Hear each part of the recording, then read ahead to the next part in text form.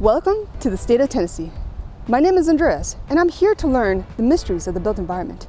Behind me is this beautiful greenway that connects the city of Maryville and Alcoa. This path connects to so many parks, but even if this greenway spans the entirety of both cities, other than going to the parks, it sadly goes nowhere. So what is this greenway? Why is it here? Why is it so cool? And are there any problems with it? And welcome to How to Build the World.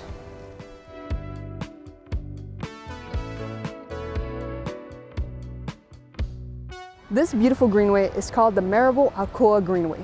It is a cooperative effort between these two cities and Blount County to connect existing parks with a paved mixed-use path. The greenway expands from the north of Alcoa to downtown Maryville, all the way to many neighborhoods in the south. Why did they build this greenway? Well, in 1996, plans were made to connect the Bicentennial Park in downtown Maryville to Springbrook Park north of Alcoa.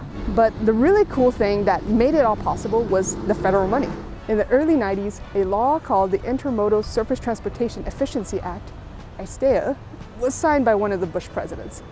This gave federal grants allowing the city and metropolitan areas to build whatever they wanted to improve transportation options. Of course, these cities improved their roads, but there was also a clause that provided funds to convert old railroad tracks to be turned into greenways and allowed public lands to be used for transportation. So in 1996, the two cities got an $850,000 grant to connect the two parks with a 3-mile extension, completely within the city of Alcoa. At the same time, Maryville extended the greenway from downtown to one of the middle schools in the south side of the city. Therefore, in October 1998, the Maryville-Alcoa Greenway was opened to the public. The greenway was super successful and everyone loved it. So by the late 1990s, plans were already underway for so many more extensions. So the city of Alcoa extended the greenway to Springbrook Corporate Center. In other words, their wannabe car-centric, almost business town, it's an odd part of the city.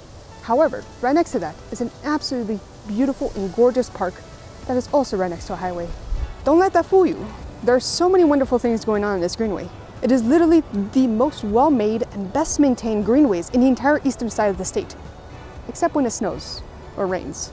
The greenway is well lit and marked, extremely well paved, and large sections are a beautiful forested area that makes you forget you're in the middle of town.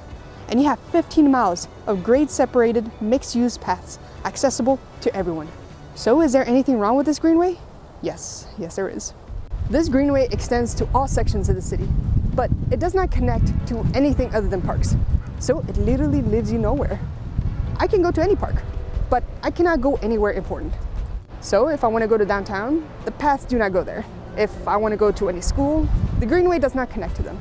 If I want to go to a Walmart or the grocery store, it's not even close, at least the one I want to go to. If you want to go to the place where you live or work, it almost won't reach any of it. The greenways are basically a self-contained universe of a park extension, and I believe that this is a missed opportunity. Sadly, the cities of Maryville and Alcoa are not much of bike cities, so there is no bike infrastructure on the roads, no bike paths, no bike routes, not even painted gutters. However, I genuinely believe that they can be bike cities one day.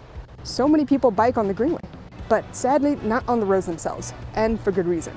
Despite that, change is slowly coming. An easy way to help improve this integration of the greenway in the city is by adding small paved paths from the greenway to the roads, and to think of ways to connect them to important sections of the city.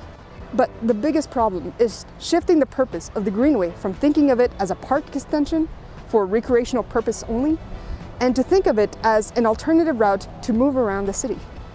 We have a long way to go before that, but opening the conversation is a great starting point.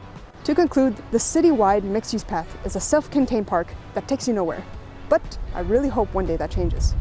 I'll be making more videos about the greenway and cool things that I find around my hometowns, and I hope you join me on this journey. So thank you so much for watching. Please like and subscribe, and I'll see you in the next one.